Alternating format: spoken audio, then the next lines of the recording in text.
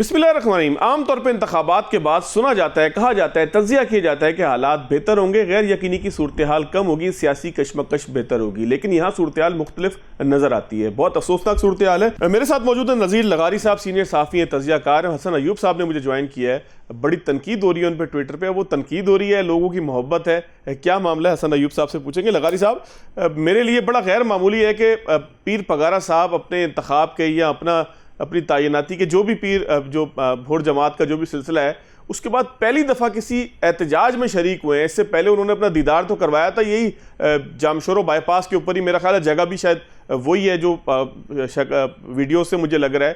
انہوں نے اپنا دیدار اپنے ہرو کو کرایا تھا، سیاسی تقریر بھی کی تھی، لیکن اب جس طریقے سے احتجاج کا وہ حصہ بنے سندھ کی سیاست کے لیے اور پھر پیر صاحب پگارا کی اپنی سیاست میں، کتنا غیر معمولی ہے یہ انوکھا واقعہ ہے۔ اس سے پہلے 1900 جب 1977 میں پی این اے کی موومنٹ چل رہی تھی تو اس بار ایک مرتبہ ان کے والد صاحب نے بھی دیدار کرایا تھا، اور پھر اس کے بعد کبھی بھی وہ نہ کسی مظاہرے میں نہ احتجاج میں، بارہ جلسوں میں جاتے تھے لیکن کبھی بھی احتجاج میں کسی بھی احتجاج میں شریک نہیں ہوئے۔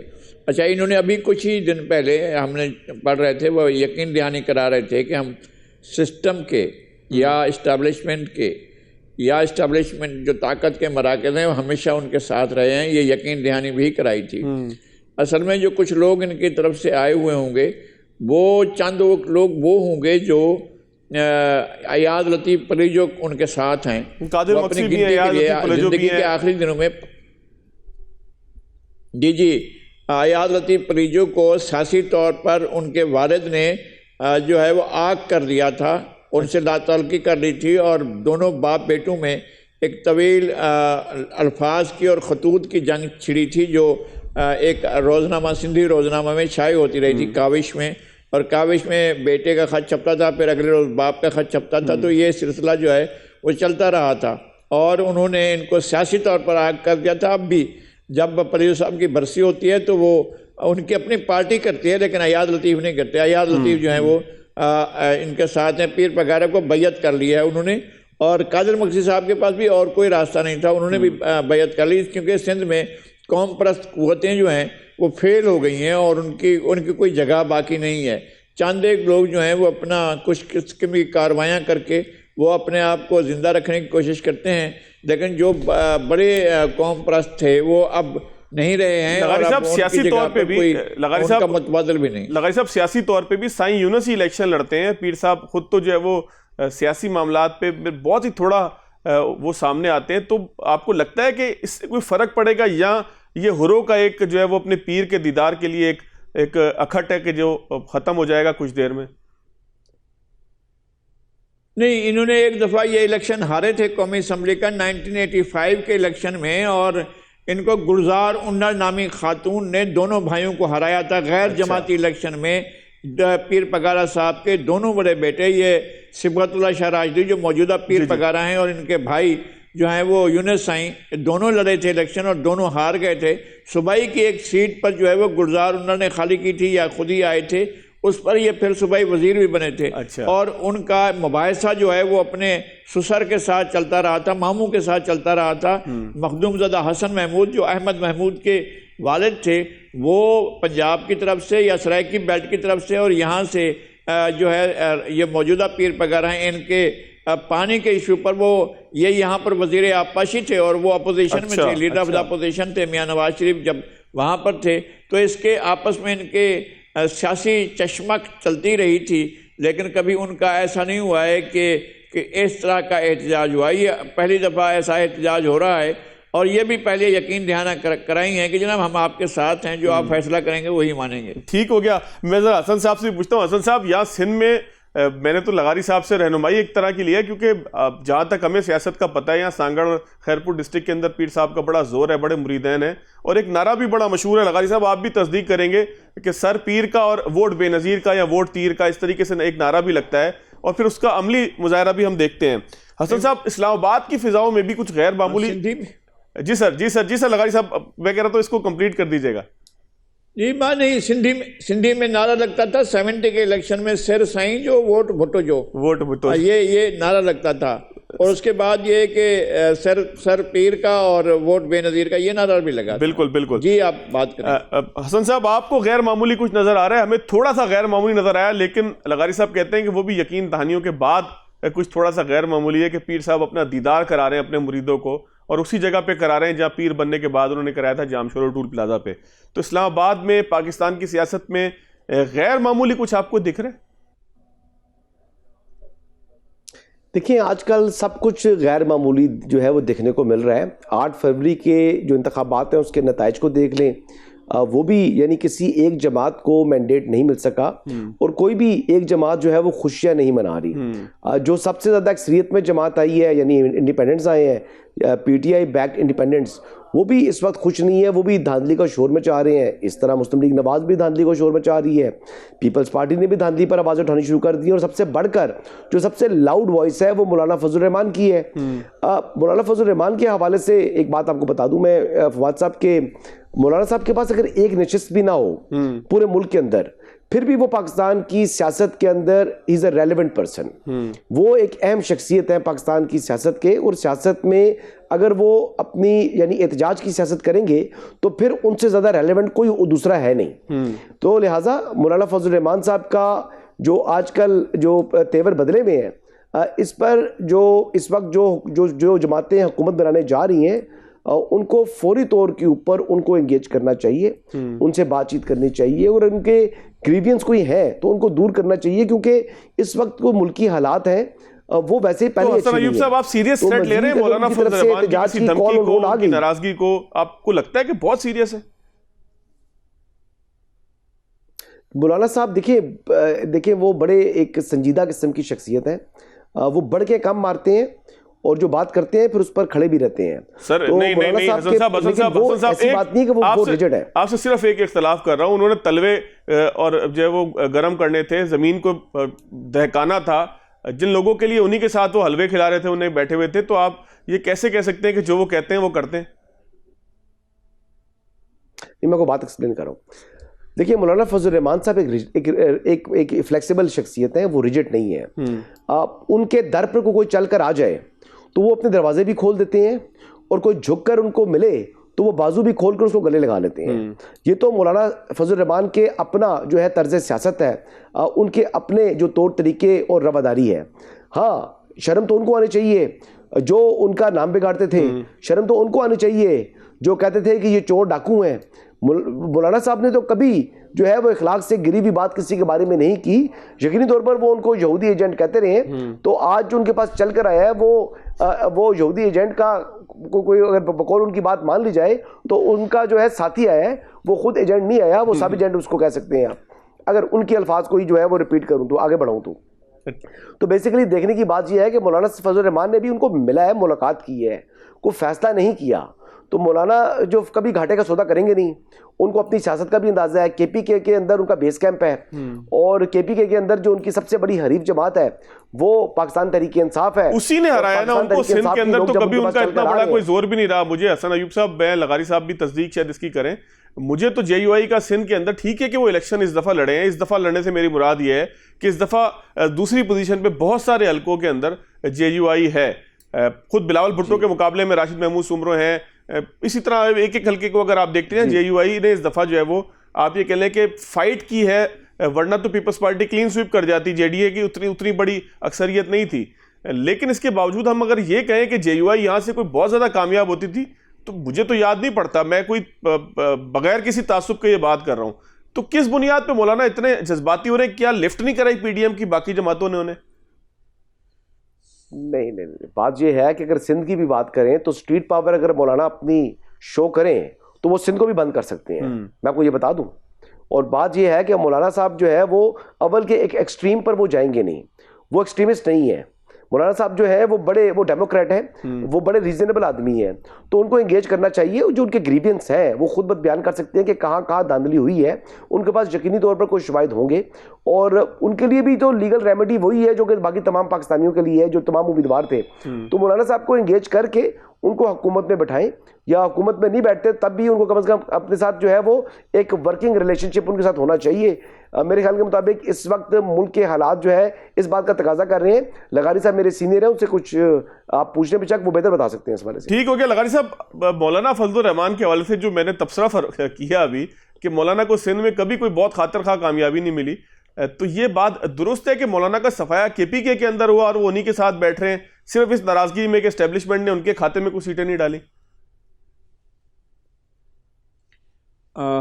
ایک تو یہ ہے کہ میرا مولانا سے تعلق کم از کم 45-50 سال کا ہے, تو میں جس طرح انہیں جانتا ہوں تو یہ پہلی موو ہے اس میں جس میں مولانا صاحب نے پسپائی اختیار کی اور اس جماعت کی طرف انہوں نے رجوع کیا ہے جس جماعت سے انہیں شکایت ہوئی ہے اور جس جماعت نے ان کی پارٹی کو وائپ آؤٹ کیا ہے خیبر پختونخوا میں, اور وہ واپس اسی جماعت کی طرف دیں. بات یہ ہے, صرف ناراضگی کا سبب یہ ہے جس کرسی پر چودھری شجاعت حسین بیٹھے تھے, یہ کرسی تو مولانا فضل الرحمان کی تھی, تو یہ سب پارٹیوں نے مل ملا کر وہاں پر چودھری شجاعت حسین کو کیوں بٹھایا؟ 3 دن پہلے جو پریس کانفرنس ہوئی تھی جس میں زرداری صاحب اور شہباز شریف صاحب اور صادق سنجرانی صاحب اور باقی سارے لوگ بیٹھے ہوئے تھے, تو انہوں نے مولانا کو اگنور کیا. مولانا کے جا کر منت سماجت کر کے لے آتے اور یہاں بٹھاتے. چودھری شجاعت کے ساتھ اگر وہ بھی بیٹھے ہوتے تو بہت اچھے لگ رہے ہوتے. تو یہ مولانا صاحب کا ہو سکتا ہے. سندھ کے اندر انہوں نے جب MMA بنائی تھی, جب جماعت اسلامی اور JUI اور دیگر مذہبی جماعتیں جب ایک ساتھ ہوئی تھی, تو کراچی میں اس اتحاد نے 5-6 سیٹیں لی تھیں. ان میں ایک دو سیٹیں جو تھیں وہ مولانا فضل الرحمان کی بھی تھیں. کراچی میں پہلی مرتبہ ان کی کامیابی یہاں ہوئی تھی. مولانا گلزرین کامیاب ہوئے تھے, ایک اور مولانا صاحب کامیاب ہوئے تھے, مولانا صادق بھی کامیاب ہوئے تھے. تو کراچی میں یہ ہوا تھا. لیکن یہ سمجھنا کہ بلاول کے مقابلے میں کوئی مولانا کی ایسی پوزیشن تھی کہ قریب بھی ہوتے تو کوئی بات ہوتی. مولانا حالجی بھی جو سکھر سے لڑ رہے تھے ان کا بھی قریب کوئی وہ نہیں تھا. مولانا آئے بھی تھے, وقت بھی نکالا تھا, لیکن ان کے انتخابی جلسے بھی بہت پھیکے سے تھے. تو سندھ میں تو مولانا صاحب کا اسٹیک نہیں ہے, اور اگر ان کی پارٹی میں اور ان کا جو ووٹ بینک اور ان کا میں بالکل نہیں سمجھتا ہوں کہ وہ نسلی یا گروہی یا قومیتی سیاست کرتے ہیں. اگر پشتون جو کراچی میں ہے اس میں بھی ایک مولانا کا اپنا ایک پاکٹ موجود ہے, لیکن مولانا کا جو آپ نے کہا ہے وہ اسٹریٹ پاور تو وہی ہے. وہ تو کہیں بھی اپنی اسٹریٹ پاور دکھا سکتے ہیں. درسوں سے بچے نکالے اور سڑک پر ڈال دیے تو ایسا کوئی مسئلہ نہیں. کراچی میں بھی وہ ہمارے یہاں 10,000 سے کم 5 اور 10,000 کے مجمع کو ہم ملین مارچ کہتے ہیں کراچی میں, تو اتنے تو ملین مارچ مولانا کر سکتے ہیں. ٹھیک ہو گیا. لغاری صاحب میں ایک بریک لیتا ہوں. حسن ایوب صاحب ایک بریک لیتا ہوں. لغاری صاحب سے میں تاریخی اعتبار سے یہ سمجھنا چاہتا ہوں کہ 1970 سے لے کے آج تک جتنے بھی الیکشن ہوئے, مولانا نذیر لغاری صاحب نے ہمیں بتایا کہ ہر الیکشن کے بعد دھاندلی کا ایک شور مچتا ہے. تو کیا اس مرتبہ دھاندلی کا جو شور ہے وہ غیر معمولی ہے یا ہر مرتبہ کی طرح ہے؟ بریک کے بعد خوش آمدید نذیر لغاری صاحب. سر بریک سے پہلے سوال چھوڑ کر گیا تھا, آپ نے ہمیشہ ہمیں بتایا کہ ہر انتخاب کے بعد دھاندلی کا شور اسی طرح مچتا ہے. تو کیا اس مرتبہ کچھ آپ کو غیر معمولی شور بھی دکھائی دے رہا ہے؟ کچھ لگتا ہے کہ اس دفعہ زیادہ شور مچ چکا ہے؟ نہیں, یہ شور اتنا ہی مچتا ہے جتنا اب مچ رہا ہے. میں پہلے سب سے بات کرتے ہیں جماعت اسلامی کی بات کرتے ہیں نا. 70 کے الیکشن میں جماعت اسلامی کو 1 سیٹ ملی تھی صوبائی اسمبلی میں اور 2 قومی اسمبلی میں. اس لیے ملی تھی کہ پاکستان پیپلز پارٹی کے میں 2 امیدوار تھے جو طاقتور تھے اور جیتنے کی پوزیشن میں تھے. معراج محمد خان اور ڈاکٹر شمیم جان الدین, انہوں نے اپنی پارٹی کے ٹکٹ واپس کر دیے تھے لیاقت آباد اور ناظم آباد سے. انہوں نے کہا تھا کہ ہم الیکشن نہیں لڑیں گے کیونکہ انقلاب پرچی سے نہیں آئے گا, برچی سے آئے گا. انقلاب جو ہے بلٹ سے آئے گا, بیلٹ سے نہیں آئے گا. اور وہ جو انقلاب کے نعرے لگاتے ہوئے باہر چلے گئے تھے, اس لیے کہ ان کی جو مدر پارٹی تھی کمیونسٹ پارٹی, اس نے ان کو منع کر دیا تھا کہ الیکشن میں نہ جائیں. تو دونوں الیکشن میں نہیں گئے تھے. خیر جو سبب جو بھی تھا. پھر اس کے بعد جو ہے جو بلدیاتی الیکشن ہوئے جنرل ضیاء الحق نے کرایا, اس میں پیپلز پارٹی ایک طرف تھی اور باقی تمام جماعتیں, جمعیت پاکستان, جماعت اسلامی, مسلم لیگ, جتنی جماعتیں تھیں وہ ایک طرف تھیں. پیپلز پارٹی کا امیدوار جیت گیا تھا, 3 ووٹ جو ہے ان کے کینسل کر کے جماعت اسلامی کا امیدوار جتوایا گیا جو مشترکہ امیدوار تھا تمام پارٹیوں کا. تو عبدالستار افغانی اور جنرل ضیاء شکل نہیں دیکھنا چاہتے تھے کہ کراچی جیسے شہر میں پیپلز پارٹی کا میئر جو ہے ان کو ریسیو کرے یا ریسیو کرنے نہ آئے. تو وہ اس صورتحال کو برداشت کرنے کو تیار نہیں تھے. 87 میں بھی یہ ہوا. 85 کے الیکشن میں جماعت اسلامی نے 4 سیٹیں لی تھیں سندھ اسمبلی میں اس وقت جماعت اسلامی غیر جماعتی انتخابات تھے اور جماعت اسلامی کی اپنی یہ پوزیشن تھی کہ اس نے اس میں 4 سیٹیں حاصل کی تھیں. اس کے بعد کے الیکشن میں وہ اتحاد بن گیا تھا آئی جی آئی سے پروفیسر غفور نے، اور اس وقت جو ہے 85 میں عثمان رمز بھی کامیاب ہوئے تھے اور کئی لوگ بھی کامیاب ہوئے تھے چونکہ بلدیاتی انتخابات تھے. اچھا خیر، اس کے بعد کے جو آتے ہیں تو 2002 سے لے کر 2002 میں ان کو ملی ایک دفعہ 5-6 سیٹیں، مولانا بھی اور جماعت اسلامی بھی ایک ساتھ تھے. تو انہوں نے متحدہ مجلس عمل کے تحت انہوں نے 5-6 سیٹیں نکالی تھیں، دونوں جماعتوں نے مل کر نکالی تھیں. اس کے بعد جو ہے 2008 کے الیکشن کا جماعت اسلامی نے بائیکاٹ کیا، 2013 کے الیکشن کا بائیکاٹ کیا. میں براہ راست دونوں موقع پر میں نے فون کر کے لیڈرشپ کو اس دوران کہا تھا کہ آپ لوگوں نے ظلم کیا اپنے ووٹر کے ساتھ، اسپیس چھوڑ دی ہے.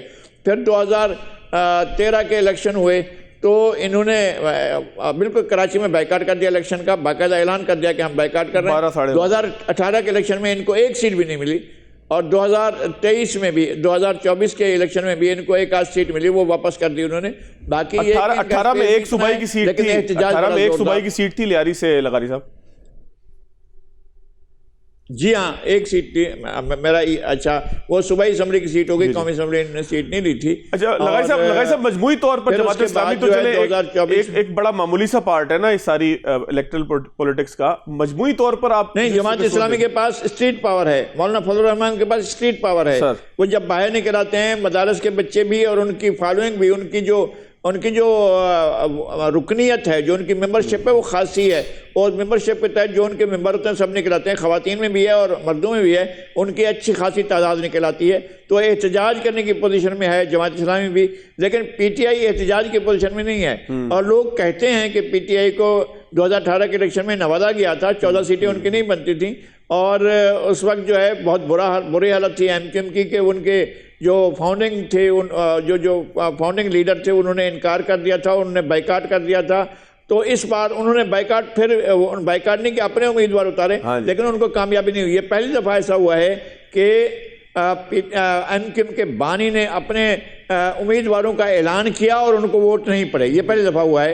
اور اس میں جو ہے وہ ایم کیو ایم جیتی ہے. اب ایم کیو ایم مینڈیٹ اتنا بڑا ہے یہ مجھے اندازہ نہیں ہے، لیکن بہرحال وہ باقی جماعتیں جو ہیں، وہ جو پی ٹی آئی ہے، جماعت اسلامی ہے یا جے یو آئی، یہ سب صاف ہو گئے، احتجاج کی پوزیشن میں ہیں، لیکن ان کا کوئی ووٹ بینک کا نقصان بہت بڑا نہیں ہوا ہے. ٹھیک ہو گیا. حسن صاحب 2 سوال ہیں، دونوں میں ملا کے کر دیتا ہوں. ایک تو انتخابات کالعدم قرار دیے جائیں، سپریم کورٹ میں ایک درخواست لگ چکی ہے، بینچ تشکیل پا چکا ہے، 19 کو سماعت کرے گا.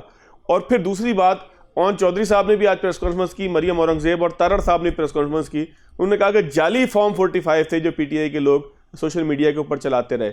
دونوں باتوں کو ملا کے جواب دے دیجیے گا. دیکھیں جی، جعلی فارم 45 کے حوالے سے تو بات یہ ہے کہ یہ تو میں نے کچھ اپنی آنکھوں سے ایک ہی پولنگ اسٹیشن کے 3 مختلف امیدواروں کے پاس 3 ہی مختلف ریزلٹس والے فارم 45 اٹھائے ہوئے ہیں. اب بات یہ ہے کہ یعنی ان میں سے ایک تو ہو سکتا ہے صحیح ہو سکتا ہے، 2 تو یقینی طور پر غلط ہیں. تو جعلی فارم 45 مارکیٹ کے اندر ہے اور کثرت کے ساتھ ہیں. فوٹو شاپ ہے، اور ویسے بھی فارم 45 بنانا کون سا مشکل کام ہے. تو یہ تو اب دیکھنا ہے کہ اس کی آپ نے ویریفیکیشن کرنی ہے الیکشن کمیشن نے کہ کون سا اصلی ہے اور کون سا نقلی ہے. اس لیے میں کہہ رہا ہوں نا کہ یہ جو احتجاج ہے، جو کہ دھاندلی ہے، یہ جو بھی چیزیں ہیں، آپ کو یاد ہوگا کہ 2013 کے انتخابات کے بعد بھی دھاندلی کا الزام عائد کیا تھا بانی چیئرمین تحریک انصاف نے. اور پھر ہوا یہ کہ وہ معاملہ جو ہے وہ جوڈیشل کمیشن بنا اس کے اوپر، اور اس نے تحقیقات کی، اور تحقیقات کے بعد یہی کہا جی کہ یہ کوئی جو ہے وہ بڑی دھاندلی نہیں ہوئی، لیکن irregularities ضرور موجود ہے انتخابات میں. تو وہ تو آج بھی ہوں گی، ایسی بات نہیں ہے. لیکن اس مرتبہ یعنی کچھ چیزیں کم از کم اس قسم کے اشارے ضرور مل رہے ہیں کہ کہیں دھاندلی ہوئی ہے اور بڑی دھاندلی ہوئی ہے. اسی طرح اس وقت بھی یہ شکوک و شبہات موجود تھے 2013 میں بھی کہ دھاندلی ہوئی ہے اور میسو دھاندلی ہوئی ہے. کم از کم 35 سیٹوں کے اوپر ہوئی ہے. اسی وجہ سے بانی چیئرمین نے 35 پنچر کا جو ہے وہ الزام عائد کیا تھا. اس مرتبہ بھی کم و بیش اسی قسم کے الزامات عائد کر رہے ہیں، اور ہر جماعت تقریباً اسی قسم کے الزامات عائد کر رہی ہے. 30-35 سیٹیں ہماری ضائع کرتی ہیں جی. اب یعنی کئی جماعتیں تو ایسی ہیں جن کی تاریخ اٹھا کے دیکھیں تو وہ 2 سیٹیں سے زیادہ سیٹیں لی نہیں انہیں. تو اگر وہ بھی اگر یہ الزام عائد کر دیں کہ ہماری 35 سیٹیں ضائع کرتی ہیں تو یہ بڑے کوشچن مارک ہے ان کے اس الزام کے اوپر. رہا سوال جو معاملہ سپریم کورٹ میں اپلیکیشن آ گئی ہے تو اس کا تو انجام جو ہے وہ ردی کی ٹوکری دکھائی دے رہا ہے. جرمانہ بھی ہو جائے گا. ہے کہ کانسٹیٹیوشنل اوبلیگیشن ہے, انتخابات سے کس طرح منع کر سکتے ہیں جی؟ لوگوں کو ان کے ووٹ کا حق آئین پاکستان دیتا ہے, تو جو جس چیز کی ضمانت آئین پاکستان دے رہا ہے, سپریم کورٹ آئینی ادارہ ہے نا جی, وہ بھی آئینی عدالت ہے, تو وہ کس طریقے سے اس حق سے ایک شہری کو محروم کر سکتی ہے, پاکستان کے شہریوں کو؟ تو وہ تو ہے ہی بنیادی انسانی حقوق کے تحفظ کے لیے. تو میرا نہیں خیال کہ اس اپلیکیشن کی کوئی زیادہ وقت ہے. اور یہ کیس جو ٹیک اپ ہوا ہے اس پہ میں نے پریئر تو پڑھی نہیں ہے, لیکن پریئر اگر انتخابات سے روکنے والی بات ہے تو بالکل وہ ہے, مذاق ہے. اچھا, ایک مجھے کوئکلی اگر جواب دے دیں, میں لغاری صاحب کے پاس یہی سوال لے کے جاؤں گا. تحریک انصاف کہہ رہی ہے کہ ہم سیاسی جماعتوں کے ساتھ بات چیت کریں گے. جماعت اسلامی سے بھی رابطہ ہوا ہے, لیاقت بلوچ صاحب سے غالباً لطیف کھوسہ صاحب کا ہوا ہے, کیونکہ علی ظفر صاحب اس کی تردید کر رہے ہیں کہ ان کا کوئی تعلق نہیں ہے لطیف کھوسہ صاحب کا. لیکن جے یو آئی کے پاس بھی رات اثر کیسر صاحب کی سربراہی میں وفد گیا تھا. تو کیا پاکستان تحریک انصاف کچھ سیکھ چکی ہے, یا یہ صرف لوگوں کے منہ بند کرانے کے لیے, عالمی اداروں کے منہ بند کرانے کے لیے کہ جی ہماری بھی بڑی ڈیموکریٹک قسم کی موو ہے؟ یہ چال کس طرح لگتی ہے آپ کو؟ دیکھیں, سنجیدگی تو اس میں بظاہر دکھائی نہیں دے رہی. اس میں تو مجھے یہی ہے کہ نظریہ ضرورت یا نیڈ آف دی آر کی بات آپ کر سکتے ہیں کہ اس وقت جو ہے ان کو کچھ سیاسی جماعتوں کا کندھا ریکوائرڈ ہے. ان کے اوپر بھی الزامات عائد ہو رہے ہیں, یعنی مولانا کی طرف سے ہی الزامات ہو رہے ہیں کہ جی انہوں نے دھاندلی کی ہے کے پی کے اندر. وہ دھاندلی کیوں نہیں دکھائی دے رہی؟ تو وہ اب چیزیں اب کس طریقے سے یہ چیزیں شیپ اپ ہوں گی, میں اس لیے بتا رہا تھا کہ یہ آنے والا جو ایک ہفتہ ہے, یعنی اگلے جمعے تک ہمیں چیزیں کلیئر ہو جائیں گی کہ حالات کیا سمت اختیار کرنے جا رہے ہیں. حالات اچھے نہیں ہیں, حالات میں نہیں کہہ رہا کہ ورس ہے, یہ میں نے راوی سے کہہ رہا ہوں کہ حالات جس سمت میں, یہ جو بات ہے یہ اہم اس لیے ہے کہ آپ نے ہمیشہ کہا ہے کہ چین ہی چین لکھ رہا ہے, تو اس کا مطلب چین اب کچھ اجڑا ہوا ہے. نہیں, آپ اس کو ایک اور زاویہ دیکھنے کا. راوی جو ہے اس وقت لکھ نہیں رہا, کچھ اور کام کر رہا ہے, تو مصروفیت جو ہے انگیجمنٹ کوئی اور بھی ہو سکتی ہے, یہ بھی سمجھ لیں. لیکن میں اس ٹائم بیٹھا ہوں آپ کے ساتھ بات کر رہا ہوں, ابھی میں لکھ تو نہیں رہا, حالانکہ پین میرے ہاتھ میں ہے, لیکن میں کیا لکھوں اس وقت؟ جب لکھنے کے لیے کچھ ہوگا تو پھر لکھیں گے. ٹھیک ہو گیا حسن بھائی, ٹھیک ہو گیا. لغاری صاحب, یہی کوشچن آپ کی طرف بھی ہے کہ تحریک انصاف کو سیکھ گئی ہے اپنے ماضی سے, یا کچھ آپ یہ کہہ لیں کہ جمہوری اپنے آپ کو ثابت کرنا چاہ رہی ہے؟ بات یہ ہے کہ اس طرح کے کردار تاریخ میں موجود رہے ہیں. اگر ہم تاریخ کا مطالعہ کرتے ہیں تو ایسے کردار موجود ہیں کہ, اور پھر ہماری تاریخ تو بالکل ہی ظاہر ہے, ہم اپنی تاریخ سے تو بالکل ہی ہمیشہ پڑھتے بھی ہیں, دہراتے بھی ہیں, اور سیکھتے بھی ہیں, اور سمجھتے بھی ہیں, اور پھر دوبارہ دہراتے بھی ہیں. یہ تو ہماری تاریخ, اپنے تاریخ کا بھی حصہ ہے کہ ہمارے یہاں ڈالے بنائے جاتے ہیں, ڈالوں کو گملوں میں رکھا جاتا ہے, گملوں سے اگایا جاتا ہے, اگا کر ان کو پروان چڑھایا جاتا ہے. پروان چڑھانے کے بعد پھر جب وہ زیادہ دیکھتے ہیں, اصل میں ہوتا کیا ہے؟ ہوتا یہ ہے کہ عوام کی خواہشات کو, عوام کی امیدوں کو, عوام کی امنگوں کو کسی ایک شخصیت میں یا کسی ایک فرد میں ڈال دیا جاتا ہے, اور اس کو پروان چڑھایا جاتا ہے. پھر آہستہ آہستہ وہ سب لوگ اسی کے ہو جاتے ہیں. پھر اس کو کیا کیا جاتا ہے کہ اب یہ ہو گیا, یہاں سے پھر اس کو ڈی مورلائز کرنا شروع کرتے ہیں کہ جناب اب عوام کو اس یہاں سے مایوسی, گری جوری مایوسی کی طرف. بھٹو صاحب کی پھانسی کے بعد لوگ میں شدید مایوسی پھیلی ہے. لیکن ایک بات ہوئی تھی, اس وقت لوگوں نے یہ نہیں کہا تھا کہ ملک کو نقصان پہنچائیں گے. لوگ پھر بھی اس بات پر, یا اداروں کو نقصان پہنچائیں گے, یا چڑھ دوڑیں گے کسی ادارے کے اوپر اور اس کے خلاف. یعنی یہ ڈائریکٹ یہی ہوا نا کہ جنرل ضیاء کے دور میں پھانسی ہو رہی ہے, اور لوگ جو ہیں وہ فوج کے خلاف نہیں اٹھے. اور اسی طرح سے جو ہے وہ نواز شریف کے ساتھ ایک دفعہ دو دفعہ جو کچھ بھی ہوتا رہا ہے, وہ بھی ایسا نہیں ہوا کہ انہوں نے چند افسران کے نام لیے, انہوں نے ادارے کا نام نہیں لیا. یہاں پر اب ادارہ جو ہے خود اسٹیک پر ہے, یہ اس میں کوئی شک نہیں ہے کہ ادارے کو نقصان پہنچا ہے. ادارے کو سب سے زیادہ یہ جو سوشل میڈیا ہے اس کے ذریعے اداروں کے بڑوں کے نام لکھ کر اور نام بگاڑ کر جو ہے صورتحال کو اور زیادہ خراب کیا گیا ہے. تو یہ ایک نئی صورتحال ہے. اور اس کے بعد اگر رابطے جو ہو رہے ہیں, ان کو تو وہ پہلے سے ہی رابطوں کے لیے تڑپ رہے تھے. وہ تو کہہ رہے تھے اصل میں ان سے رابطوں کا مطلب ان سے رابطے کرنا ہے. بالکل, یہ ایک راستہ وہ دیکھ رہے ہیں کہ ہم ان سے رابطہ کریں گے تو شاید وہ بھی ہمارے لیے دروازہ کھولیں گے. اس لیے یہ رابطے کے لیے آ رہے ہیں کہ وہ ایک بڑے رابطے کے اندر وہ آ جائیں کسی بھی طریقے سے. اگر یہ ایسا ہوتا ہے, اسی طرح سے ہی ہوتا ہے, تو مجھے اطمینان ہوگا کہ ملک محفوظ ہے. ہم محفوظ نہیں ہیں, ہمیں معلوم ہے پاکستان جو ہے, عوام جو ہے ان کو کچھ نہیں مل رہا ہے. عوام بہت بدترین حالات کا شکار ہو رہے ہیں. لیکن سیاسی لوگ جو ہیں اس سے اپنے اپنے راستے نکال رہے ہیں. یہ راستہ نکالنے کی کوشش ہے جناب جو پی ٹی آئی نے جے یو آئی کے ساتھ رابطہ کیا ہے وہ بالکل کر سکتے ہیں. کل جا کر پاکستان پیپلز پارٹی سے رابطہ کر سکتے ہیں, اے این پی کے ساتھ رابطہ کر سکتے ہیں, اور اسی طرح سے جماعت اسلامی کے ساتھ تو ان کے رابطے ہیں, باقی لوگوں کے ساتھ ہو سکتا ہے کہ کل کلاں وہ میاں نواز شریف کے ساتھ بھی رابطہ کریں اپنے ایک بردباری ثابت کرنے کے لیے. ایسا ہو سکتا ہے. بالکل ٹھیک ہے, بہت شکریہ. نذیر لغاری صاحب میرے ساتھ موجود ہیں, حسن ایوب صاحب میرے ساتھ موجود ہیں. ایک بریک لیں گے, بریک کے بعد آگے چلیں. بریک کے بعد خوش آمدید. کامران مرتضیٰ صاحب میرے ساتھ موجود ہیں, رہنما جے یو آئی فے کے. کامران صاحب بہت شکریہ سر آپ کے وقت کا. سر یہ فرمائیے گا کیا پاکستان تحریک انصاف کے ساتھ کوئی بات چیت ہو رہی ہے حکومت سازی کے حوالے سے کے پی کے اندر, کیونکہ تحریک انصاف کے ذرائع یہ دعویٰ کر رہے ہیں کہ جے یو آئی بھی آپشن ہے اور جے یو آئی کو کنسیڈر کیا جا رہا ہے اور ہو سکتا ہے کہ جے یو آئی کے ساتھ چلے جائیں, تو کیا اختلافات ختم ہو چکے ہیں, اب حکومت سازی کی طرف جا رہے ہیں؟ دیکھیے مجھے حکومت سازی کا تو بالکل پتہ نہیں, اگر ہم صرف ایک نقطے کے اوپر جو ہے وہ اب تک چونکہ وہ کامن ہو گیا ہے تو وہ آنا چاہتے آئے ہیں کا احترام کیا اور بات چیت کی ہے. باقی حکومت کے حوالے سے میں کوئی ایسی بات نہیں. اچھا یہ فرمائیے گا, جس طرح سے مولانا فضل الرحمان صاحب کے 2-3 انٹرویوز سامنے آئے ہیں کہ جس کے اندر وہ تنقید دھکے چھپے الفاظ میں اس سارے پروسیس کو بھی کر رہے ہیں کہ جو ووٹ آف نو کانفیڈنس کے ذریعے سارا کا معاملہ ہوتا رہا, آپ کے اپنے کمرے کے اوپر حملہ ہوا پارلیمنٹ لاجز کے اندر, تو اس ساری صورتحال میں آپ کو لگتا ہے کہ وہ جو مولانا فضل الرحمان کا اب بیانیہ ہے وہ درست ہے اور پہلے والی جو بات چیت تھی کہ جی ہم اپنے طور پر اس حکومت کو نکالنا چاہتے ہیں وہ غلط تھی؟ دیکھیے ہم یقیناً ہم نے اس حکومت کو نکالا بھی ہے اور خلاف جدوجہد کیا, وہ ایک تاریخ کا حصہ ہے. مگر یہاں پہ آ کے اس مرحلے پہ ایک چیز پہ ہم آپس میں اتفاق کر رہے ہیں اور وہ اتفاق الیکشنز کے حوالے سے, الیکشنز میں دھاندلی کے حوالے سے, نظام کے حوالے سے, اور اگر کہیں پہ پارلیمانی نظام کے اندر آ جائے تو پارٹیاں آپس میں ملتی ہیں اس ایشو کے اوپر اور اس پر بات کر کے اس میں ایک آگے کا لائحہ عمل مرتب کرتی. اچھا کامران صاحب, جے یو آئی کا اپنا کیا موقف ہے؟ کیا انتخابات میں کے پی کے اندر بھی دھاندلی ہوئی کہ جہاں تحریک انصاف کے ساتھ آپ لوگ بیٹھنے کے لیے اب تیار ہوئے ہیں, یا صرف سندھ اور دیگر معاملات کے حوالے سے آپ لوگوں کو اعتراض ہے, سندھ اور بلوچستان کے حوالے سے؟ پورے دھاندلی ہوئی.